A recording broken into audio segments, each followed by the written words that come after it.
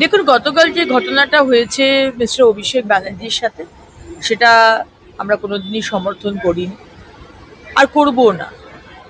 কিন্তু এই একই ঘটনা যখন কয়েক বছর আগে মাননীয় নাড্ডাজি, আমাদের সর্বভারতীয় সভাপতি সেই সময়কার, তার উপর যখন আক্রমণ হয়েছে, আমাদের বারবার বিভিন্ন নেতৃত্ব, আমাদের আজকের মুখ্যমন্ত্রী তখনকার বিরোধী দলনেতার ওপর হয়েছে, ডক্টর সুকান্ত মজুমদারের ওপর হয়েছে, মিস্টার দিলীপ ঘোষের ওপর হয়েছে, তখন কিন্তু এই একই কথা বলেছেন, জনরোষ।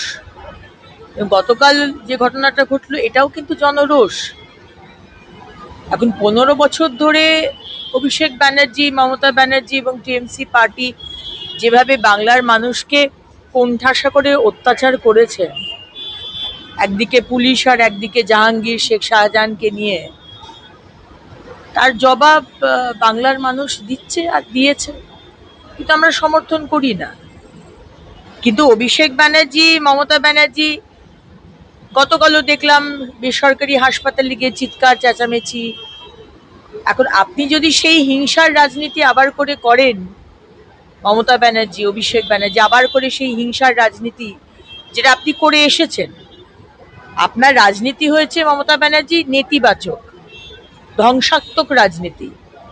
সেই ধ্বংসাত্মক রাজনীতিকে যদি আবার করে নতুন সরকারের সময় ফিরিয়ে আনতে চান, আপনার পলিটিক্যাল মাইলেজ আর আপনার দলকে আবার করে ভাসমান রেলেভেন্ট করার জন্য, এটা কিন্তু আমরা করতে দেব না। You are always welcome to come. আমরা নতুন সরকারকে এই আসার পরে আমরা বাংলাকে একমাত্র ফোকাস উন্নয়ন, সেই ট্র্যাকে আমরা আনতে চাইছি। আর সেইটা যদি আপনি ব্যাঘাত ঘটাতে চান, এটা কিন্তু আমরা সমর্থন করব না।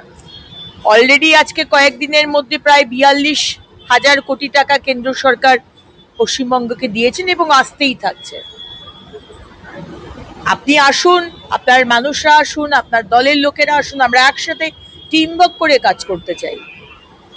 কিন্তু আবার করে আপনি এবং আপনার রাইট হ্যান্ড, বাম, যারা সমস্ত কারখানা বন্ধ করে দিয়েছিল ওই লাল ঝান্ডা পুঁতে, যে মজদুরের মানে পেটে লাথি মারবে না কিন্তু সমস্ত ফ্যাক্টরি বন্ধ করে দিয়ে, আমরা সেই রাজনীতি কিন্তু করতে দেব না।